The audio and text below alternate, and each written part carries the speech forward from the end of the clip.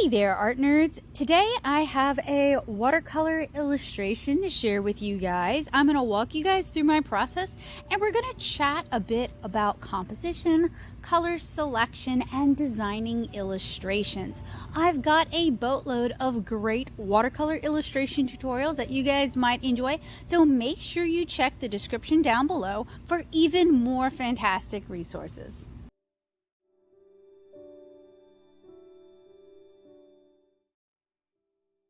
We're starting today with an already stretched watercolor illustration. So for this illustration, I really want to capture the effect of sunlight streaking across the environment. So I'm using yellow with a little bit of phthalo blue mixed in as I go to kind of create that effect. So we have our strong sunlit yellow coming in from the left-hand side of the illustration, and working wet into wet, I'm streaking in more and more phthalo blue from the bottom right going upwards. I'm also blocking in the spray from the spray bottle, and I'm starting to block in some of the areas of shadow, the areas that are blocking the sunlight while this is still wet. I'm painting today using Stonehenge Aqua watercolor paper. This illustration was inked with a Sakura Pigma FB brush pen, so a waterproof brush pen, and I'm painting using my daily Driver palette, which is a mix of my favorite watercolor paints. I reviewed a lot of watercolor paints here on the channel, both student grade and professional grade, so if you're looking for some great recommendations, I've definitely got you covered. Make sure you check the description down below. So as this is drying, I'm going in and I'm blocking more of the shadow. I'm mixing in more phthalo, and to get my even darker blue color, I'm mixing in some indigo, and I'm working with the largest brush I feel comfortable using, so that would be a size 12 synthetic Mimic Kolinsky fake sable brush from Jerry's Artorama. So it is a pretty large watercolor brush. Now, one of the great things about working with the largest watercolor brush you feel comfortable using for the illustration is it helps keep your work fresh and lively, and it helps you focus more on the brush strokes and rendering using brush strokes rather than just rendering by filling in the area. So I had noticed that my art had started to get very color by numbers, very coloring book-esque, and it was starting to feel kind of static. So I wanted to introduce more watercolor techniques and really focus on improving my brushwork and doing a lot of my painting by relying on the brushwork rather than filling in areas. So I've been making an effort to try and work with increasingly large brushes. So once that base layer dried and I kind of blocked in my cooler areas, my shadow areas, I'm going in. I started with a warmer yellow to kind of denote the sunlight, and then I'm mixing in increasing amounts of blue to continue the color story that we developed here. This is an illustration that's going to have a lot of underpainting. A lot of the shadow and light is going to be developed in the earlier stages, and then later on I'm going to add in my local color and refine it from there. Now, one of the things I find this technique does is it has kind of a freshness to it. It has this sort of a magic feel where you get the optical blending of colors. Your eyes are doing the color blending rather than me manually mixing the colors on the paper, and that maintains a certain amount of liveliness. I'm also going to use a lot of splatter and spray techniques to try to keep things moving and to try to keep things fresh. So even though I have a comic illustration style, which makes sense, I am a watercolor comic artist, I do try to integrate mixed media techniques as well as traditional watercolor techniques into my illustrations to try and keep them kind of fresh. So this illustration is from volume 4 of Lilliputian Living, so the last volume, and you can get all 4 volumes of this zine in one compendium stupendium through the Natto shop at nattosoup.com/shop. And volume 4 is all about repurposing human things for Lilliputian needs. So she's using a spray bottle to water her garden and to water her seedlings. And for volume 4, I really wanted to focus on creating standalone illustrations that tell more of a story that I could then turn around and paint later. So once everything had dried completely, I'm going in with some masking fluid. It's in a little dinky dip bottle that makes it a lot easier to control. And I'm using a synthetic watercolor brush that I've coated in watercolor brush soap, and that protects the bristles. It keeps it from absorbing the masking fluid and ruining the brush. I'm going to apply apply some masking fluid, particularly on the water droplets from the spray bottle, as well as on the spray from the bottle itself. And I am creating kind of a splatter effect by tapping on my watercolor brush and also flicking my masking fluid onto my illustration. Once that's had a chance to fully and completely dry, I'm going in and using a bit of grise technique. Actually, we're not using gray, we're using our phthalo blue. So yellows and phthalo blues are really going to be reoccurring colors in this illustration because I do want to capture that kind of summery garden freshness, and I find that those two colors together work really well for this. So I'm using my phthalo blue to kind of start underpainting things, to start painting our sprouts, and to start adding in some shadows on the illustration. So I've also mixed some cerulean blue with a little bit of phthalo blue because I generally will go with like an ultramarine blue to paint skies, but ultramarine blue can be a little bit warmer than what I was really looking for here. I was looking for a cool blue that wasn't too cold. So I felt that the mix of cerulean and phthalo really helped me achieve that. And once I applied a base layer of that, I'm dabbing in some phthalo as well to kind of create a mottled sky texture. So Stonehenge Aqua is a cotton rag watercolor paper. I'm using their cold press version. I have a video where I compare their hot and their cold press in case you're interested in seeing which one might be the right fit for you. I happen to like both, but I like a watercolor paper that can take a lot of water and has a fairly pronounced texture. So I'm using the cold press in this instance, and this is a paper that can take a lot of layers, it can take a lot of pigment, it can take a lot of water without turning to mud. One of the big things about this paper though is once it's really fully saturated, you have to let it dry, and it does take a while to dry. It stays open, it stays wet for a long time, which can be great for these sort of wet into wet techniques, but it does require some patience. You need to let it dry fully before you can really assess what's going on with the illustration, because with Stonehenge it does look pretty different wet versus dry. I'm also blocking in the grass in the background. Originally I had wanted to paint this in zones, with the background actually being the warmer yellow and the foreground being the cooler blue. Now that's a bit of a reverse on atmospheric perspective. Generally lighter, warmer things like yellows tend to feel like they're in the foreground, and cooler, darker things like blues and phthalo blues and violets tend to feel like they're in the background. And I ended up adding a lot of phthalo into the background, so it really looks more sun-kissed than anything. So in the background there is a chain link fence with some ivy, or I think these are actually pea plants now that I think about it. She's got some pea plants growing on the chain link fence, so I wanted to go ahead and block those in as well. So one of the things I think about a lot when I'm painting a watercolor illustration that has a lot of details, there's a lot of story going on, there's a lot of elements, is I want to make sure that those elements are readable and they make sense in the story we're telling. So that would be why those are pea plants. She's a farmer. They need to be something that are edible. Ivy can be toxic, particularly English ivy, and pea plants produce peas and pea flowers, both of which I believe are edible. But I wanted to use grise, or rather an underpainting with phthalo, to help me kind of block everything in, denote everything, and to keep everything readable and understandable while kind of marrying it all together with a very similar color scheme. So that's why I'm working so much in blues and yellows early on, and I'm going to add in the local colors a bit later once I have the main story, all the plants in the garden kind of established.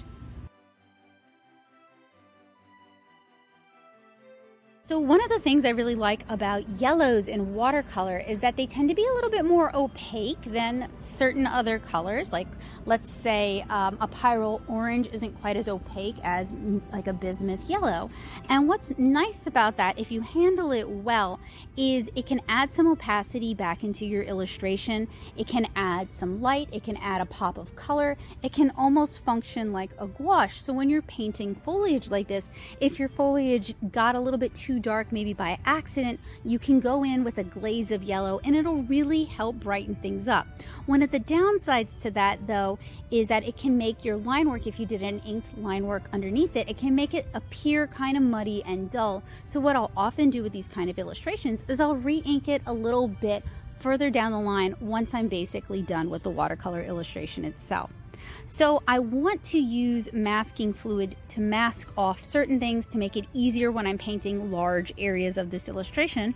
So I went ahead and I painted my little green sprouts, and I also painted the earthworm down almost in the bottom right corner, but not quite. I'm going to let those dry fully. I'm going to mask those off, and then I'm going to go ahead and paint the dirt, paint the earth that she is watering.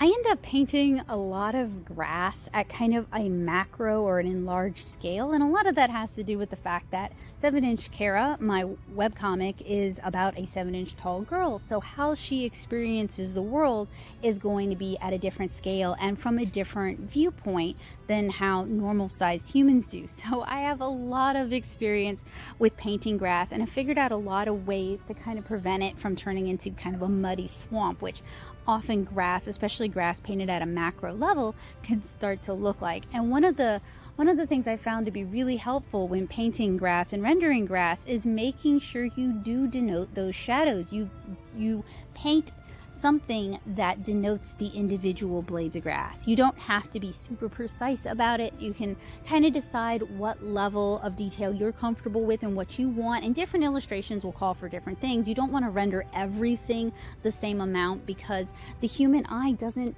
focus on everything the same amount. So it does, by choosing to render with less detail and keep things a little bit more fuzzy, it can help pull the things that are actually important more into focus.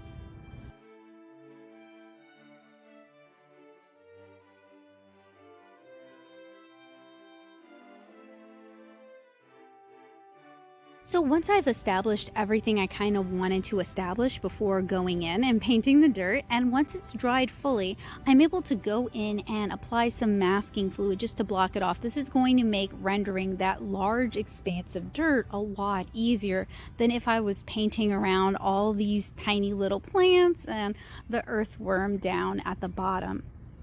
So I am using Winsor & Newton's removable masking fluid. I've tried a few different masking fluids. This one is the one that I find to give the best results, and it doesn't work uniformly well on all papers, so it's definitely a your mileage may vary sort of situation, but it's the one I like. And if you're looking for some tutorials on how to use basic watercolor supplies, I have some live streams where I demonstrate just that. So I'll try to be sure to link those for you guys in the description as well. So I have mixed up a really light wash that includes some phthalo as well as some browns, because you know we do have a phthalo and yellow color story going on here. And I'm using this super light wash to paint in the areas where objects that are transparent are going over the dirt, if that makes sense. So the water, the spray bottle, and then as I go, I'm mixing in more sepia, I'm mixing in more brown, and I'm allowing it to diffuse wet into wet. And this is going to give us a softer transition. Now I'll go ahead and spoil the video. For the water spray, I did over render it quite a bit. I was having so much fun painting the water spray that I kind of went overboard with it, and I have to pull it back quite a bit later on. So I would say don't necessarily do everything that I do. That's why I don't like presenting these as like start to finish, follow everything I say tutorials, but rather a chance to talk about watercolor and the process of watercolor and how to think about watercolor rather than straightforward tutorials. Because I do definitely make mistakes. I try new things and I learn a lot. And I find that you never really learn anything. You never really make any progress with art if you aren't making mistakes. And if you never make ugly art, then it's harder for you to find your own artistic voice and to express yourself creatively without relying on other people demonstrating how to do every single thing. So I have no problem sharing when I'm kind of struggling with things, or when I'm making mistakes, or when I'm learning how to do something with you guys, because I think that's a really important part of learning how to paint and learning how to make art and how to create illustrations. So I've mixed a lot more brown, Van Dyke brown, sepia, and probably a little bit of burnt umber into my mix. And I apply it wet into wet onto the ground so it kind of diffuses out, because I want this sort of mottled brown, this mottled dirt. Like if you guys ever just go out and look at wet dirt, you'll notice it's not necessarily all the same uniform color. And I wanted to kind of capture the texture of it, and I wanted to kind of capture like the soft feeling of freshly tilled dirt when you're planting seeds. So utilizing wet into wet to create these soft transitions and to create extra texture is definitely an important part of this illustration. And it's one of the reasons why I went with Stonehenge cotton rag watercolor paper for this. Is I knew I was going to be doing a lot of wet into wet. I was going to be doing a lot of layers, and I was going to really just put a lot of water onto this paper. So I end up spending a lot of time, too much time to be real, messing around with the dirt, making it too dark. In fact, I end up adding a lot of indigo to it, and then it gets this reddish sheen, which happens sometimes with indigo where you've applied so many layers of it that it kind of messes with the light. The particles mess with the light a little bit, and it kind of gives off a reddish sheen. So there's a lot of me kind of messing around and lifting it back up and fixing it. And I think making mistakes and demonstrating how to correct those mistakes is also really important, because as you're learning how to watercolor, you are going to make mistakes and you're going to want to be able to correct them. And if someone is always showing you start to finish how to do something perfectly because they've rehearsed it a bunch of times, that is definitely helpful and useful. It's a more straightforward tutorial. It definitely teaches you how to get where you're going quicker, but it doesn't show you how to fix mistakes that you might make during your own watercolor process. So I definitely have no problem making mistakes, because I think there's a lot of beauty that can come from making mistakes and either living with those mistakes or learning how to correct those mistakes. I don't want to give the impression that as an artist everything is perfect all the time. I think that does people a disservice. It does myself a disservice as well, because I am a person creating this art. And it also removes the opportunity to be able to show people what I did to fix the situation, which might in turn help them later on when they're creating their own watercolor illustrations. So you guys can definitely see me going back and forth, back and forth, back and forth with the dirt, and back and forth, back and forth, back and forth with the spray. I had this vision in mind, and sometimes you are able to paint what you have in your mind. Sometimes you're able to paint something even better than you imagined. And sometimes you just can't live up to what you imagined, and it's really difficult to reconcile what you did create with what you'd imagined creating. And sometimes what you ended up creating isn't even bad. It's just different from what you'd imagined, and it can be hard to get over that disappointment that it didn't turn out exactly the way you envisioned, that you weren't able to execute exactly what you'd had in mind, and you feel disappointed, and you might even feel like it's a bad piece. And my suggestion for that is put it away for a week and come back to it later. At the very least, sleep on it before you decide you hate it, because sometimes you just have to move past the fact that you didn't quite paint what you had in mind. You have to kind of forget what you'd originally envisioned, and then you can kind of love the piece on its own merits. So now that I've got a lot of that foreground brown established, I'm going in and I'm painting, or starting to paint, the chain link fence. And I am using a pre-mixed Payne's Gray for this. So I love Payne's Gray. I like it in convenience tube form, and I like mixing it. But I find the two to be very different. A pre-mixed Payne's Gray gives you almost like a gunmetal gray, a pewter gray. It gives you a very uniform gray color, which is very useful in many instances. Whereas a Payne's Gray that you mix yourself sediments out. You get the burnt umber, and you also get the ultramarine blue, because both are very sedimenting colors. And that can be great for painting concrete, great for painting dirt, great for painting things that you want to have a textured surface, and you can utilize that granulation as part of your texture. So tube Payne's Gray and mix it yourself Payne's Gray are both really useful colors that have very different uses. So I try to mention this in every or almost every watercolor tutorial that I share. This video has been time-lapsed significantly. At the very least, it's been time-lapsed 8x in many places. This may have even been one of the ones where I had to edit it all together, time-lapse it by 2, generate a video, and then time-lapse that again just to condense it down enough, because I always try to get these videos, ideally I aim for around 30 minutes. Really, we've been going in the 45-minute territory lately, but my watercolor illustrations have been taking longer and longer for me to actually paint. This one took about 4 days. Anybody who sees how much wet went into this and knows that I live in Southeast Louisiana, where it's very humid. In fact, I painted this we'd had like a month of rain because it's hurricane season. I painted this literally the first day. It wasn't pouring all day.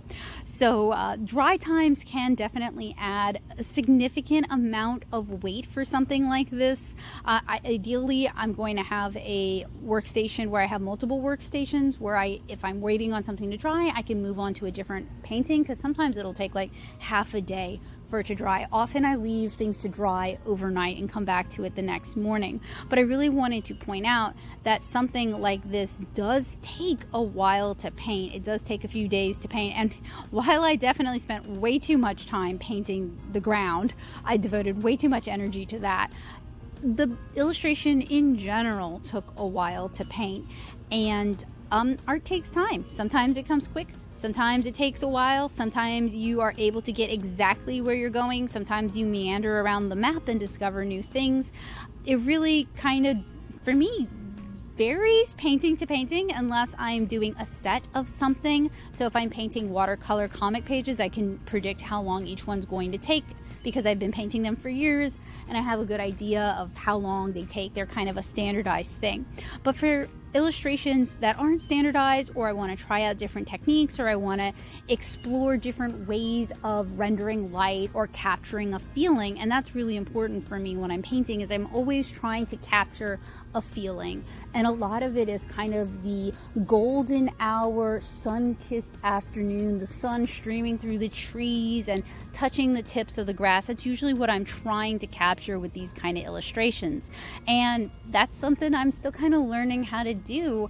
And I'm so fortunate that I live in an area again where I do actually get to enjoy golden hour, because when I lived in Nashville, the sun set so quick where I live, because I lived on the wrong side of a hill.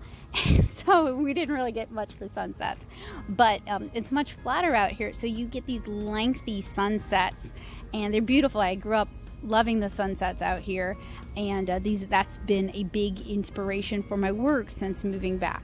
So I am using some of Daniel Smith's titanium buff to try and add some highlights back into the ground. I told you guys I really overworked this. And that's fine. Learn from my mistakes. Sometimes you don't have to render it into oblivion for it to work or for it to be a good thing. And now I'm using lifting techniques to try and lift this. So this is once I realized that indigo was drying like with a red sheen and throwing off my color gamut. So, and I also realized it was just throwing off the contrast in general and making everything much darker than I really wanted to. So I basically added in some water where I wanted it to lift, let it sit, and then I used a Viva paper towel because they tend to have not much of a texture. They don't have like a pronounced texture to them, to lift some of that paint back up. This is also a good opportunity to point out, and this is not a universal by any means. You should definitely learn when to just say, this isn't working, I'm going to toss it, and when to say, this isn't working, I'm going to fix it. So for this one, the problems with this one were not so glaring that I wanted to just scrap the whole thing. I'm also very stubborn to a fault. So it's hard for me to just scrap things and move on. And I think that has hindered my artistic progress, because I will become too married to something that I don't even like, and I'll be determined to see it through to the end, and end up not really learning as much as I would if I had started all over again. But this one did not necessarily have itty major glaring faults that made me be like, oh, I just hate this piece. Now, I was definitely getting frustrated with this piece and frustrated with myself for overworking it. And I finally hit a point where I was like, I don't care that the ground is overworked. I will deal with that later. I can maybe fix that with watercolor pencils. And I started adding in the local color because I'd spent a lot of time kind of establishing the background and establishing the grass. And I felt like I was just kind of spinning myself in circles with that without really making much progress. And I have another tutorial coming up soon where I fell into the same trap, because all of these are me playing around with light and trying to capture light and trying to depict specific kinds of lighting. So there's a lot of learning going on there, and I fell into the same pit with another illustration that I'll share with you guys soon. It has a lot in common with this one. So I wanted this character to be Afro-Latina, so she has lighter hair. That isn't a universal, but I found a really beautiful reference image, and there was a lot of inspiration in how the woman in that image looked. So I kind of based her skin tone and her hair color off of that reference image. So she's got kind of a warmer skin tone with a lot of Venetian red in there to give some warmth, as well as some alizarin crimson, but also she's got a lighter, almost like a honey color hair. So I'm using the old Daniel Smith Quinn gold for that, Toyota gold. That's why it's out of production, is Toyota decided they were done mining and manufacturing it. And if you guys aren't aware of this, the pigment industry is driven by the automotive industry. Automotive paints are the biggest use of pigments in the world, bigger than makeup, bigger than watercolor. So a lot of what is available is kind of at the whim of the automotive industry. So I'm not really going to go too much into how I'm rendering her skin tone and how I'm mixing the colors for her skin and for her hair. I do have tutorials on the channel where I talk about mixing skin tones. I have several. I'll link those down in the description for you guys. I hope you'll check them out. I also fairly regularly, we're about to move. So my life is about to be up in the air for a month, but in general, I like to do live streams on Friday nights, and I'm always open for taking suggestions. In general, though, I try not to go in with a start to finish illustration of mine, just because it takes me longer to paint than a 3-hour painting session. I'm just not that fast. I'm working on it. I can do watercolor sketches that quick, but I can't do a full-blown illustration that quick.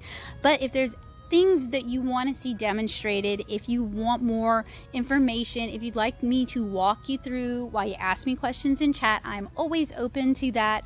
You can get a hold of me through Patreon and request that, or you can join my Discord server and let me know that that's something you're interested in. I have a big old list of topics that I'd love to tackle once I'm in a larger studio space. So if you have requested something, I haven't forgotten. I'm not ignoring you. I'm just waiting for when I have a little bit more room. So I waited, speaking of waiting, I waited until most of the environment was rendered so that I could decide what colors I wanted to use for her, because I wanted something that would kind of fit the story of like a tiny farmer, and would kind of contrast with the environment that I've created, so it creates this visual interest, and something that would contrast but not contrast in a way that clashes.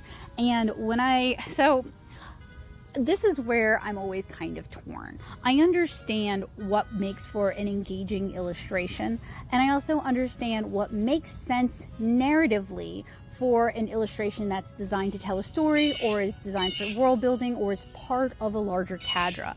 And when I do these Lilliputian illustrations, they're part of a larger cadre. So I'm always torn between, do I go with what looks best for this particular illustration, even though in their world building it makes no sense and it's actually a detriment, or do I go with what makes sense story-wise but create an illustration that is not particularly interesting? And since a lot of what I do on YouTube, I desperately do need more views, I desperately need to attract more attention for all the right reasons and not for the wrong reasons. So it's kind of a toss-up between good storytelling and good visuals, which is a struggle I think a lot of creators deal with, particularly people who have like a webcomic and are also doing YouTube content, or write stories and are also doing web content or YouTube content. It's just two different audiences And someone who's watching the video might not care at all about the world building, whereas somebody who enjoys the world building might not care at all about the video. So it's trying to juggle both, and that can be kind of a struggle.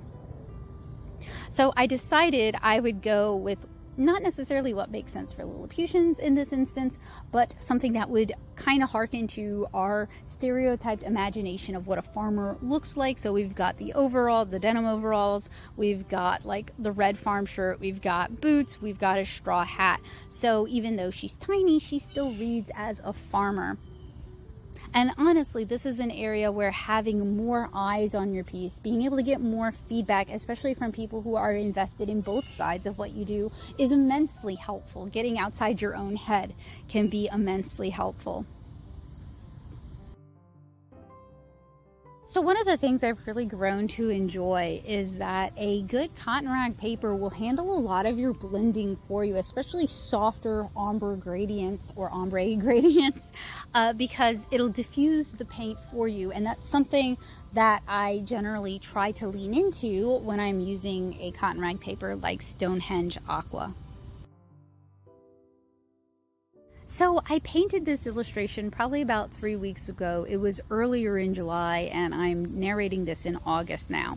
And I remember feeling very frustrated with this piece and really not liking it. And now that I have some perspective, now that a lot of time has passed, I like it quite a bit. I think it's a pretty good illustration. But as I'm narrating this in post, and I've talked about this in some of my other videos, where this is actually a great opportunity for me to practice self-critique and to kind of learn from my mistakes and to try and see what I like that I botched that I might want to revisit in a different illustration or for a different tutorial. And this is providing a lot of opportunity for that. So you guys can see what I was talking about using yellows and their opacity to add some highlights back in, to add some freshness back in, to add some color vibrancy back in, because they do layer really well and they do add some opacity. So if you use them judiciously, you can really get a lot out of them. But as I'm looking at this, I'm also seeing a lot of like the muddy phase, and I can also see a lot of why I felt so frustrated, and a lot of details that got were starting to get kind of lost, and I had to really push to bring them back in. And you know, I have fallen in love with creating order out of chaos, making a mess, and then finding a way to kind of bring that back in and to add details back in. So that's part of that, is me indulging myself. And part of it is also, I do think, kind of the ADHD, where once I get into something, it can be hard for me to rein myself in, hard for me to know when to stop. And as someone who's kind of an independent agent, someone who's self-employed, someone who is creating these tutorials because I enjoy talking to you guys and I enjoy sharing these things, and I like painting, and this just gives me another avenue to share what I love with people. It can be hard for me to know when to rein myself in. It's easy to look at it in hindsight, to watch it as a video, to watch it edited and time-lapse, and to be like, ooh, I would have made different choices. But when you're in the middle of it, it's much harder to see the forest for the trees. So I'm going in and I'm painting those little sparrows. I kind of save them till last, not really for any particular reason. Sometimes that just happens, where that's kind of the end thing you end up painting. And at this point, I'm also, for the most part, I'm not entirely done. I definitely need to do the spray bottle, but I'm kind of working on refining things and kind of cleaning things up. And you guys can see I do a lot of my color mixing using just an inexpensive ceramic plate. This thing was from Dollar Tree. It's about time I pick up a couple more of them. So you don't, I would say there are certain things, if you spend more money, you are going to get a much nicer product. It's going to be more fun to use. And then there are other things that you can go very, very cheap with. Don't even worry about it. And then there are things that are an investment, and they don't necessarily cost a lot of money, but they make painting easier, and you're going to use them for a really long time. I am so sorry. So when I'm painting for you guys, I am standing at my desk for a lot of it, hunched over. The camera is in between me and the painting. It's just kind of the nature of having a really large illustration and trying to work around. When I say really large, It's not really. This is 9 by 12, but the Gator board makes it bigger, and I need to like set up all this workspace. So there are some limitations. So it does actually take a fair amount of wear and tear on my body, and that's something I hope to remedy when I have a different studio space, is I can set up different workstations that maybe one of them has a bar stool instead of a chair. But that is why, even though I do my best to keep, you know, the majority of myself out of the shots, and in general I try to edit the shots. If I do happen to get part of my face in the shot, I try to edit that out. It's because of just the nature of painting in this sort of situation. Now, something I haven't pointed out, and I ought to, is that when I'm watercoloring like this, I've always propped my illustration up. So I have, sometimes I use a couple of bottles of glue. Sometimes I use some watercolor friskets. Lately, I've been using just a round of blue painter's tape just to prop my illustration up.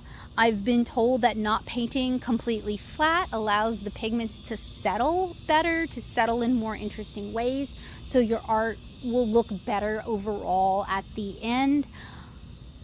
I don't know if that's true, but I like the result. It's also a little bit easier for me to see as I'm painting, because I'm usually sitting and I'm almost oblique with what I'm painting, so I have to stand up a lot, and having it propped up a little does help some without my pigments just completely rolling down the page. So that's something I don't normally show, but I do feel it helps a lot. And these clips have just been getting in the way. They help hold the paper tight when it's super duper wet, but when I finally reach the point where the picture is mostly done, I finished all the larger wet into wet pieces, everything's been blocked in, and most of the shadows have been done, there's no further glazing, then I go ahead and I remove the clips, and that actually allows me to kind of rest my hand on the paper a bit more instead of hovering everything, which takes a lot of strength and energy and hand control. It does not get easier the longer you do it, but not having the clips does make it easier to paint. And I'm using a masking fluid frisket. These things are, you can get them all kinds of places. You can even get them, I think, at automotive stores, because they're sometimes used in doing like detailing and pinstriping. You can get them at Dollar Tree, you can get them at Michael's, you can get them at Walmart. It's a masking fluid frisket, and it's also known as like a rubber cement pickup, so you can also sometimes get them in like office and supply stores. And I use this to remove my masking fluid rather than using my finger or the back of the brush. I've tried both of those other methods and they don't work for me, and this does. So I'm a big fan of work with what works for you. So I had masked off a lot of areas, and they felt a little too white, a little too stark for me. So I used a little bit of clean water just to kind of get the pigments moving into some of them, so they aren't just so stark and so white compared to the earth that I've painted around them. They're supposed to represent water droplets. I'm also, at the time, I was also going in and adding just a little bit of neutral tint or Payne's Gray or a little bit of indigo to kind of create the shadow on our water droplet. But at this point, I'm kind of just refining details, cleaning everything up, trying to get it so that everything looks like it belongs in the same world together. Similar color schemes, similar shadows, light source is fairly consistent, that sort of thing. Unless I am doing a piece that has like a specific dramatic light source, I am kind of wibbly wobbly about my light source. You can just assume that it is the upper left hand corner unless otherwise specified. I'm also going to use a lot of just kind of semi-random splatter effects just to kind of liven things up, mix things up so that they're not so neat and perfect, I guess. And you guys can see with the water bottle, if you guys remember, I spent a lot of time kind of painting what was under the water bottle since it's translucent, only to go over it with a couple of washes of purple. But I feel like that underpainting, establishing the colors, even if you're using a lighter version of those colors to establish the transparency, really goes a long way and isn't really a lot of extra work or a lot of extra thinking. And I really like techniques that have a big payoff without necessarily generating a lot of extra rendering, because as you guys have seen, I tend to over render a whole lot anyway. So I'm going in again with the titanium buff. just to try and lighten up the background and some of the foreground, and just to try and also, so like I said, the dirt got way too dark, so now I'm at the, oh shoot, how do I fix that? I also wanted to kind of create like these dust motes in the air, so I'm also splattering yellows in there, and in general just kind of trying to clean things up. And so for the leaves in the background, I'm also using spritz techniques to kind of diffuse that blue a little bit, soften it up, soften the focus on it a little bit, because like I said earlier, our eyes, when we're looking at something, kind of create a soft focus around everything that isn't the main subject of what we're looking at. And I definitely am a big believer in utilizing that when possible, trying to remember to utilize that in illustrations and on comic pages. There's actually been a lot of comic discourse, and I take it with a grain of salt because I've noticed a lot of YouTube drama and TV channels tend to start the discourse and then walk away from the discourse. But apparently there's a lot of discourse about like not every panel needs to be the most detailed panel in the world with this big gorgeous background, and I'm a big believer in that. You have your establishing panel on the page so people know where the background is, and then you kind of keep everything as simple as possible, because it's all about readability and being able to understand what's being portrayed on the page and at a glance. And if every panel requires the same amount of readability, that starts to be and it's like a 120 page book, that starts to be kind of a slog, a beautiful slog, an art piece, but every panel should not be an illustration. Comics utilizes illustration, but comics in and of itself, not every panel is an illustration. So at this point, everything had a chance to mostly dry, and I've busted out my watercolor pencils. I've got some reviews on my favorite watercolor pencils here on the channel. But if you want the TLDR, I really like Caran d'Ache Museum Aquarelle. I really like Supercolor too, and I really like Derwent Inktense pencils. And don't at me about the Derwent not being watercolor pencils. If you call Faber-Castell's Albrecht Dürer watercolor pencils, then so are Derwent Inktense, because they are both India ink based. And I do not know why I'm so salty about that, but there was a period of time where like every time I use those pencils, somebody felt the need to correct me on it. So I guess I'm just salty like that, y'all. But this can be a good opportunity. So generally, I try to reserve my watercolor pencils for adding in shadow and adding in highlights. I don't try to use them for too much more than that. I'm not an artist who really loves watercolor pencils. I'm not gonna like dunk on them. I don't think they're terrible. I'm not a color pencil person either, so they're just not really for me. They're not really my preference. And you guys remember way at the top of the video where I talked about how when you're working with a inked watercolor illustration and you started with your inks, sometimes it's helpful to go back and re-ink. I find that this kind of reestablishes contrast. It also helps with clarity. It can help clean up some muddiness. I do like working with both illustrations that are just penciled as well as illustrations that have pink lines or blue lines underneath or are inked. All of them are fun. All of them have different uses. The inked is great because it's a lot easier for me to see the line art underneath when I've added a boatload of color. When I just do pencils, it's very hard to see the line art, and then when I do pink lines, they just disappear. I have to kind of sketch a lot with the watercolor. So all of them are fun, and they're very different, and the use cases are very different too. The black does add a lot of contrast. It can make something that would otherwise be a very light and airy illustration feel very heavy. So it kind of depends on what you're going for, how you choose to use it. But I have tutorials on all three techniques, boatloads of tutorials on all three literal pirogues full of tutorials of all three techniques here on the channel. So if you're interested in learning more, or you just like hanging out with me, you just find that I am good company, or you like going to sleep to me, I'm fine with that too. I've got you covered. I've got playlists, and I've got lots of tutorials.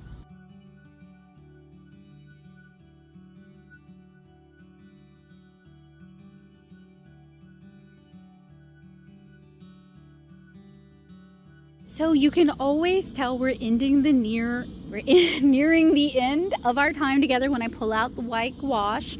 That's usually kind of final finishing touches. Of course, you could also look down at the like player on YouTube, it'll tell you when we're almost done. But usually for me, the white gouache is like, all right, we are almost done. We are finally just pulling things together. I'm using white gouache and a white color pencil to create a paisley pattern on her shirt, since we're going with the farmer theme. I use the white color pencil in the areas that are more shadowed because I can go in really light, and I save the white gouache for the areas that are being hit directly by sunlight.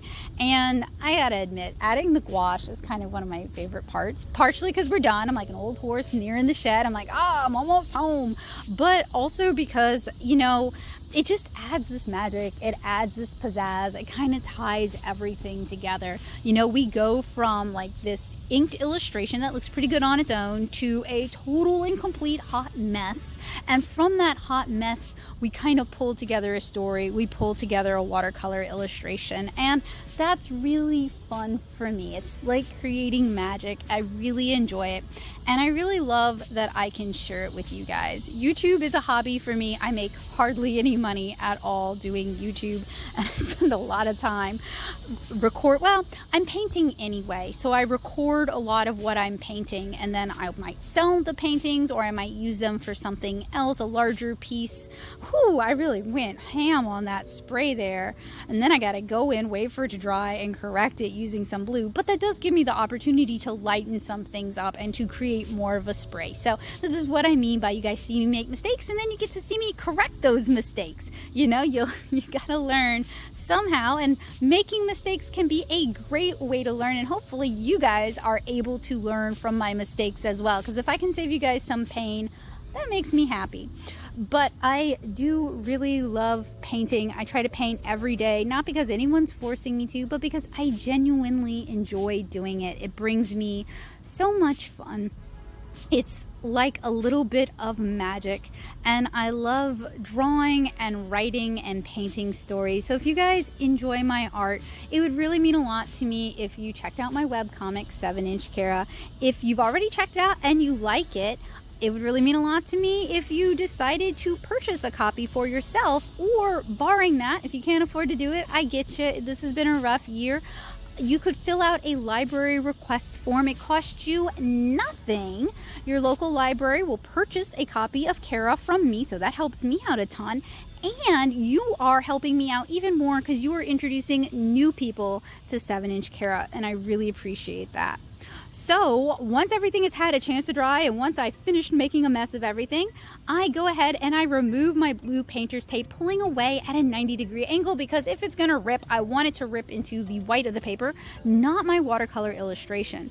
And this is a really exciting part because it's a reminder that, hey, we started with white watercolor paper, and now we have a beautiful full color illustration. And there's something really cool about that. No matter what stage you are in your watercolor journey, there's lots of opportunity to create magic and to enjoy using the medium and to feel like you've made something that you can enjoy.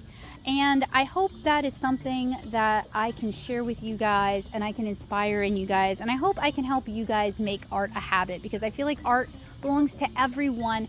Everyone should have the right to pursue it. Everyone should have the right to enjoy it, whether you enjoy watching others make art, you enjoy supporting art, you enjoy collecting commissions, you enjoy collecting comics, you're an advocate for the arts, you enjoy making art, you enjoy teaching art.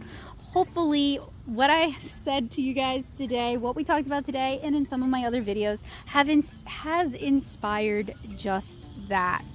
On that note, I want to give a massive, colossal shout out to my amazing, fantastic, ever generous patrons over on Patreon. While I'm not earning buku money from this, their support and their encouragement helps me purchase new things to review. So if you're wondering how I afford to do it, it's because of my Patreon. And it also just provides emotional support. It tells me that people like what I do, they're interested in it, and they want to help me use art to make the world a better place, one illustration at a time. And that really means a lot to me. I am so fortunate to have them in my corner, and I am always so grateful for their support. So if you can afford to do so, you like what I do, and you want to help me to create more of it and share it publicly, hopefully you'll consider joining me over at patreon.com/natosoup, and hopefully I find ways to make it well worth their while. I share a lot of what I do for freezies here on YouTube, here on the internet, but once things settle down, once we're moved in, I've got my new studio set up, I can focus a bit better. I want to share blog posts over on Patreon. I used to do a long-running comic and art and convention blog at natosuit.blogspot.com, and while those days are done, Blogspot is a rotting mess in general from a back-end perspective, I miss writing, and I want to share that with my amazing patrons as just a little smidgen of thanks, a little bit of gratitude back in their direction. So if you're a fan of the written word, if you don't really dig video tutorials, I see you, I feel you. I'm very much the same way. I prefer written tutorials myself. That is a great way to encourage me to continue to share written tutorials over on Patreon and to gain access to those, because those are going to be backer exclusive. So I hope you guys enjoyed today's tutorial and art chat. Hopefully I said something that made you smile, maybe you learned something, or maybe you're going to go out and see the world with fresh, different eyes. Hopefully it's one of those things. If you learned something today, if I imparted some knowledge on you or I inspired you in some way, it would really mean a lot to me if you let me know what I said down in the comments below as just like a nice little like, hey, good job, Becca, but also to let other people know, because you never know. Sometimes I'm reading the comments on other people's videos and it's a video I've already watched and I'm looking at the comments and I'm like, yeah, that's a different way to look at things. That's really cool. And it kind of opens my eyes. So thank you guys so much for watching. Huge thanks to these amazing people. Thank you guys so much. And I hope to see you guys again soon. Have a great day, guys.